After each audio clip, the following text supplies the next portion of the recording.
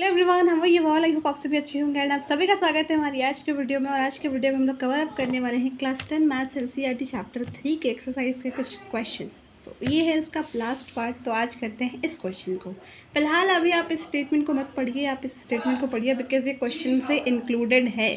तो यहाँ पर क्या क्वेश्चन है कि the lending library has a fix charge for the first 3 days and an additional charge for each day thereafter. यानी कि अगर आप पहले इतना ही स्टेटमेंट पढ़ोगे देन आपको ये समझ में आएगा कि लैंडिंग लाइब्रेरी यानी जो एक लाइब्रेरी है वो उधार देती है बुक्स को, और उनका एक फ़िक्स चार्ज है कि मान लीजिए अगर आपने वो बुक 3 दिन के लिए रखा तो आपको कोई एक फ़िक्स्ड अमाउंट ही देना होगा। लेकिन अगर आप जैसे ही 3 दिन से ज़्यादा दिन रखने जाते हो, यानी कि चौथे दिन तक आप रख चुके हो या 5वें दिन तक या 6 दिन तक आपने रखा है, तो उसके बाद फ़िक्स चार्ज तो आपको देना ही होगा, लेकिन उसके साथ साथ एक्स्ट्रा चार्जेस एडिशनल मतलब क्या, एक्स्ट्रा चार्जेस ऐड होते जाएंगे।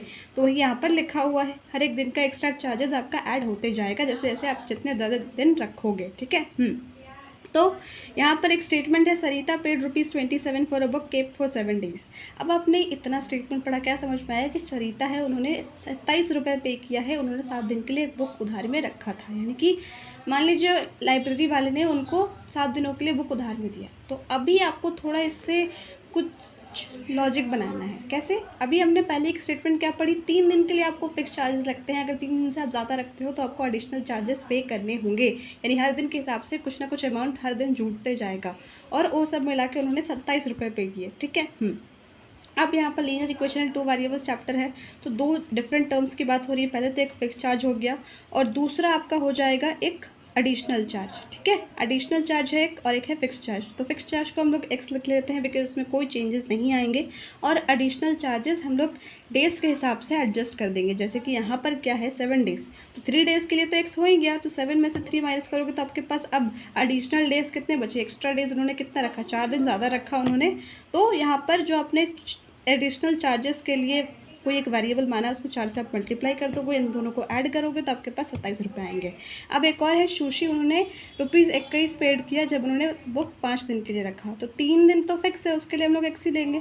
अब उसके बाद उन्होंने 5 दिन रखा, 3 फिक्स था तो 5 - 3 करोगे 2, तो उन्होंने कितने दिन ज़्यादा रखा, 2 दिन ज़्यादा रखा। ठीक है, तो x + 2y = 21। y आपका क्या है, वो वेरिएबल है एडिशनल चार्जेस के लिए। तो एडिशनल दिन कितने थे, 2, तो एडिशनल दिन इंटू एडिशनल चार्जेस आप सबका मिला के 21 हो जाएगा। और उसके बाद यहाँ पर आपको अब 2 इक्वेशन बन गई है, 2 इक्वेशन को आपको सॉल्व करना होगा। ठीक है, आपको 2 इक्वेशन सॉल्व करना होगा। कैसे करोगे, बहुत सिंपल, यहाँ पर कोई एलिमिनेशन सब्स्टिट्यूशन नहीं लगाना है बिकॉज दोनों में आपका x अगर आप सिंपली माइनस करोगे तो x तो कैंसिल हो ही जाएगा, फिर इसमें से माइनस करोगे तो 2y = 6, y = 3 आ जाएगा। y 3 आ गया, कोई भी क्वेश्चन पुट करो, यहाँ पर y की वैल्यू 3, मान लीजिए 2 × 3 6, 6 इधर जाएगा तो माइनस हो जाएगा।